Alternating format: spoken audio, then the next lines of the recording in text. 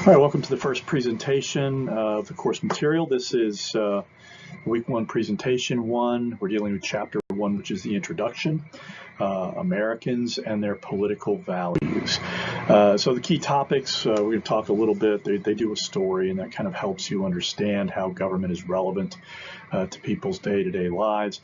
The next topic will be government itself, how different governments can be, or how different people organize governments differently. We'll talk a little bit about citizenship and the idea that citizenship is based on participation, knowledge, and the sense of efficacy. We'll talk a little bit about what that means. And then we're going to talk a little bit about who are Americans. The fourth topic is liberty, equality, and justice are kind of quintessentially American political values. They're deeply rooted in American political culture. And then our fifth topic will be what Americans think about government. Then we'll conclude with a quite series of questions. What do we think about American government? So the chapter goals, we want you to be able to differentiate between different forms of government, so you understand the difference between a democracy and an authoritarian government, for example. We want you to be able to describe the rights and responsibilities that citizens have in a democracy. We want you to be able to describe the social composition of the United States population and how it's changed over time. We want you to be able to describe how cultural values of liberty, equality, and democracy influence our system of government, and then finally summarize Americans' attitudes toward government.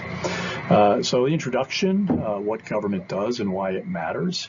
As a high school student, Hayat Moose had a job at a coffee shop during COVID. She worked 15 to 20 hours per week. It's important, 15 to 20 hours.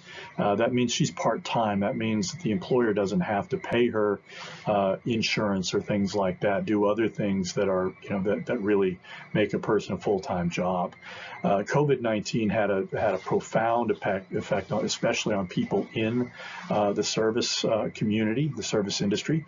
And Muse was doubly affected, both because her high school and the coffee shop was shut down due to COVID-19 restrictions. Federal and state governments provided assistance, but then they threw people like Miss Muse a curveball.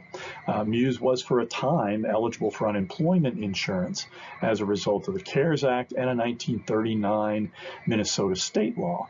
But then the Minnesota government informed her that there had been a mistake and that she was not eligible for unemployment insurance and that they wanted their money back. Again, that had an effect on her, that activated her, if you will. And so she was forced to repay the money and then filed paperwork to get federal unemployment insurance waived. She then began working at a local nonprofit organization, Youth Prize, which spent a year organizing on social media, linking students with others who found themselves in a similar predicament. She began working within that nonprofit and other like-minded organizations to overturn the 1939 state law, and which made sense when high school workers early in the 20th century were simply working for pocket money, where today many high school students have to work to supplement their families' incomes. Youth Prize and other nonprofits sued the Minnesota Department of Employment and Economic Development for prohibiting the federal aid to high school students, and in December 2020 they won the case. Another student mentioned in the opening story, Cole Stevens, expressed his pleasant surprise in their victory. I think the number one thing I learned is it's possible for someone like myself, 18 years old, no assets, no family, has no assets, no social capital, nothing at all. When I went into this, I was literally just a kid who was broke, lost his job, and didn't like what the government did to me. So what government is and what it does. Every day, government takes actions and fails to undertake actions that can affect people's day-to-day lives. Sometimes the government's actions and inactions are welcomed by Americans, but often they're moved by the perceived injustices of actions or inactions to engage in activism to change a policy. Because the United States is a democracy, ordinary people can play a significant role in government. Here I'm going to make a little comment, and that is that if you're not paying attention politics will just roll right over you and kind of manipulate you. And to some extent, Americans' quiescence about politics enables political elites to take advantage of them. And I mean, on both sides, obviously there are liberal elites and there are conservative elites. And to some extent, they are perfectly happy to ask for your vote and then expect you to just kind of reside back into somnambulance and stop paying attention to politics. Democracy requires people to pay attention, and that's an important thing to keep in mind. So what is government? Government, in simple terms, consists of institutions and procedures by which a territory and its people are governed. Politics, in contrast, or it is sort of an add-on, consists of the processes that people use to manage conflicts over values and resources, elected office, money, and power being the critical ones. Is government needed? Again, much of what citizens take for granted every day is in fact affected by government. Government is necessary for public services like electricity, roads, protection of public property. These are all things that we consider to be public goods. A neglected public good is ordered liberty. That enables people to, again, live their lives and pursue the blessings of liberty, which is one of those key phrases from the preamble to the Constitution. This slide kind of just highlights, if you look at all the things, and it's not just the federal government doing all these things. When you take a shower, the local government is the one that provides the water. And it's supplied either by a public entity or a regulated private entity. If you have a bowl of cereal, you'll have nutrition facts on the food labels. If you start getting old like me, you start recognizing you have to monitor your calories, and that's an important thing to keep in mind. You may drive or take public transportation to your university campus. There's tons of things that are involved in building a car that are the subject of federal regulation and state regulation to some extent. And then the roads and bridges, again, are paid for and built or contracted, certainly, by state and local government. That whole kind of area, and this is in the text, it really highlights the extent to which your day-to-day life is the result, and it's made easier by government. There are different forms of government. There are two special questions: who governs and how much governmental control is permitted. Some nations are governed by a single dictator, an autocracy. Saudi Arabia is a prominent example of a nation state governed by a royal family, the House of Saud, where they continue to hold kind of absolute power. In some states, a small group of people, landowners, military officers, or the wealthy, control most of the governing decisions. And that's an example. Russia, China, and Iran are often cited as examples of modern oligarchies. And oligarchies are kind of, that's an old phrase, but it does have some relevance. Some critics of the United States argue that America is increasingly moving in the direction of becoming an oligarchy. Popular sovereignty refers to the fact that the power and the authority of government emanates from the people itself.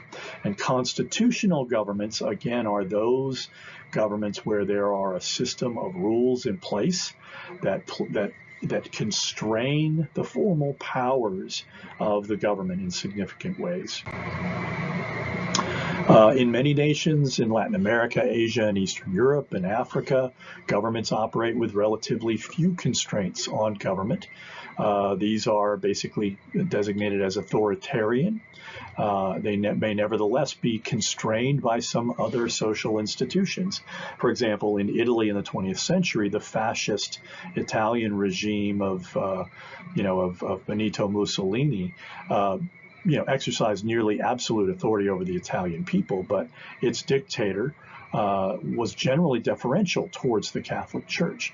The same sorts of constraints were exercised, kind of existed in the Falangist regime of Francisco Franco in Spain, that was basically dominant in Spain from 1936 until 1975. Today, much of the world's population lives in, basically closed autocracies. And again, an autocracy is, a government where there are, again, few powers. Some countries are totalitarian in nature.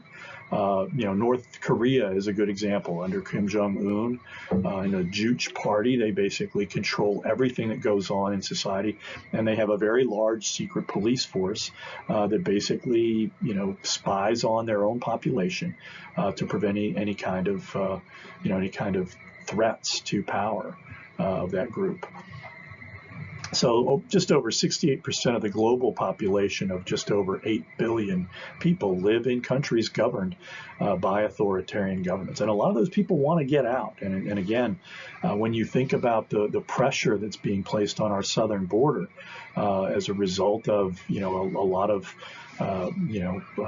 people trying to cross into the United States, they're doing so because they're miserable where they are. The governments that south of the border, Mexico to some extent, the governments of Central America to a much greater extent, and then some of the countries in Latin America, especially Venezuela. There are people that basically have just reached the end of their rope. They don't feel like they have any opportunity to live meaningful, productive lives, and so they want to get out. And naturally, they want to come to the richest, country in the world that has the most powerful economy.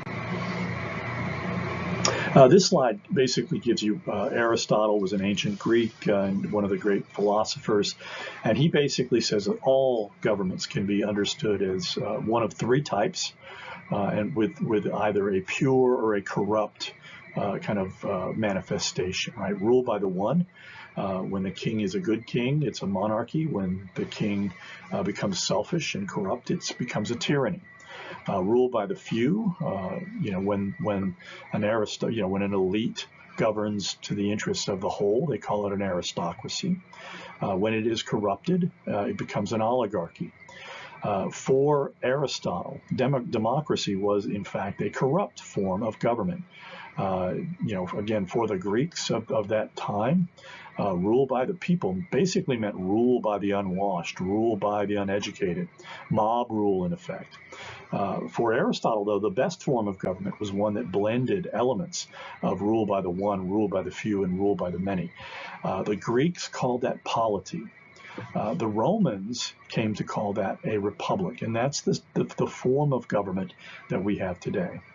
Many conservatives are very fond of saying we don't live in a democracy, we live in a republic. In fact, we live in a democratic republic because over the centuries, elements of democratic process have been included in the Constitution. This is the last slide for this presentation, and it looks at different forms of government. And again, if you can see, large numbers of the countries of the world are in effect authoritarian.